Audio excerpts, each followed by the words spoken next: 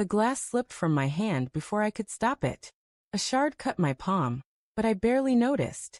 My world had tilted sideways in the span of one sentence. My ex was much better than you.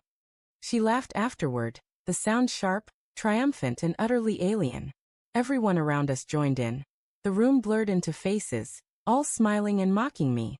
I felt air leave my lungs. I wanted to scream, but no sound came out. I remember the sunlight hitting her hair that morning, a golden halo I had always adored.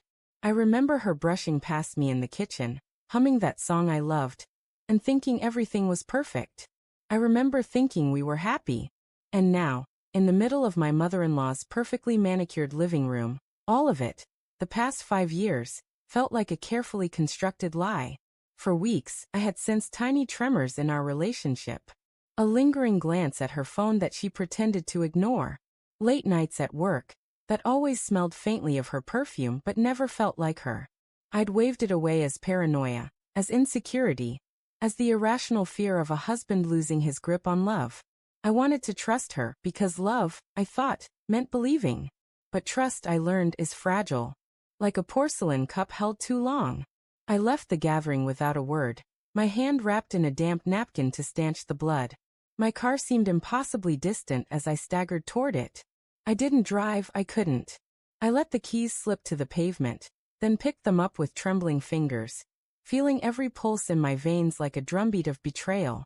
At home, I avoided her eyes, her questions, her explanations. I wandered the apartment like a ghost, letting every memory of her slice through me. Her laugh, her touch, the way she whispered my name at night. I could smell her perfume on the couch cushions, and it made my stomach turn. The betrayal wasn't just in her words. It was in the thousands of tiny lies that had built the illusion of us. I started noticing things I had ignored for years. The emails she deleted in a rush. The lipstick stain on the collar she swore wasn't there. The faint scent of someone else's cologne in the laundry. It wasn't just infidelity. It was a deliberate construction, an emotional engineering of my heartbreak. For days I watched her, silent, careful, cataloging every small detail, every tiny inconsistency. I didn't confront her. Not yet. I wasn't ready.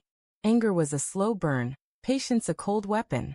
I needed her to feel the weight of her actions, to understand what she had destroyed. Then came the revelation I didn't expect. It wasn't just physical.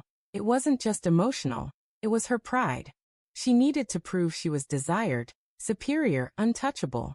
That's why she had laughed. That's why she had thrown my heart onto the floor in front of everyone. Her motivation wasn't love, not anymore. It was vanity. The next few weeks, I played the part of the wounded, the submissive, the forgiving.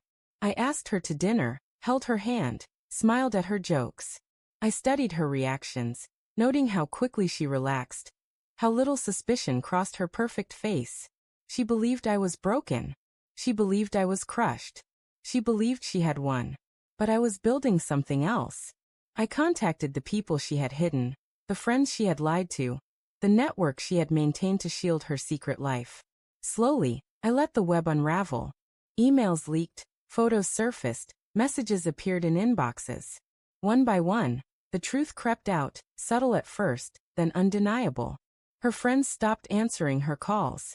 Her colleagues raised eyebrows she could no longer dismiss. The laughter at the family gathering, the same laughter she had clung to like a shield, turned against her. Invitations disappeared. Social media comments carried a subtle but unmistakable judgment. She was alone. The day she finally realized it, her eyes were wide, shimmering with panic. She grasped at me, whispered apologies I no longer wanted to hear. Her hands shook. Her mask had cracked, revealing a woman I barely recognized. I didn't scream. I didn't cry. I just watched. You wanted everyone to see me as weak, I said softly, almost tenderly. You wanted to prove you were better than me. But now everyone sees the truth. Not that I'm weak, but that you built your world on lies. Her knees hit the floor. Her pride shattered, and she realized that the power she had wielded over me, over our life, over everyone who had laughed with her, was gone. She couldn't fabricate charm or superiority anymore. She couldn't pretend to be loved and admired. She had destroyed the illusion that had made her untouchable. And now she faced the stark, echoing emptiness of her own choices. I walked away. I didn't look back. Each step felt like a reclaiming of myself, a slow, steady resurrection from the ashes of a life I had loved too blindly. She screamed my name, but it sounded hollow, like an echo of someone else's grief. Outside, the air was crisp, sharp with the scent of rain that had just fallen. I breathed it in, feeling the sting of freedom, the bitterness of betrayal, the clarity of truth. I had lost a wife, but I had found myself. And that was a power she would never reclaim. That night, as I lay in bed, the echo of her laughter from that fatal dinner still haunted me. I realized something profound. Revenge isn't the act itself. It's the patience, the inevitability, the unshakable quiet of letting the truth rise and crush the illusions built on someone else's deceit. She had thought she was untouchable. She wasn't. And now, in the silence that followed, I could finally breathe again.